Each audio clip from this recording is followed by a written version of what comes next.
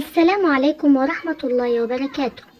كل عام وأنتم بخير. عيد أضحى مبارك علينا وعليكم. أعاده الله علينا وعليكم بالخير واليمن والبركات. في هذا الفيديو نقدم لكم أجمل تهاني عيد الأضحى المبارك مع أدعية مميزة إن شاء الله. عيد الأضحى هو عيد المسلمين الكبير، يوم الفرح ويوم الذكر ويوم القرب من الله تعالى. فيه نتذكر طاعة سيدنا إبراهيم وفداء سيدنا إسماعيل، ونجدد عهد الطاعة لله عز وجل. العيد فرحة، لكنه أيضا عبادة، صلاة وذكر وذبح وقربة لله سبحانه وتعالى. كل عام وأنتم إلى الله أقرب، وعلى الطاعة أحرص، ومن الجنة أدنى. أسأل الله أن يجعل أضحيتكم مقبولة وذنوبكم مغفورة وأعمالكم مبرورة.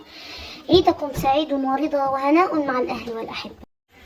تقبل الله منا ومنكم صالح الأعمال، وكل عام وأنتم بخير.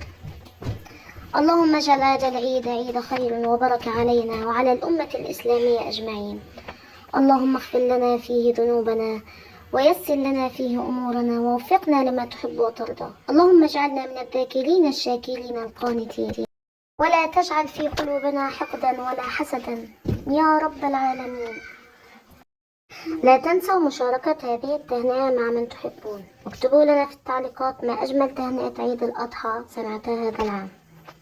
اشتركوا في القناة وفعلوا الجرس ليصلكم كل جديد من الأدعية والمناسبات الإسلامية. والسلام عليكم ورحمة الله وبركاته، وعيدكم مبارك.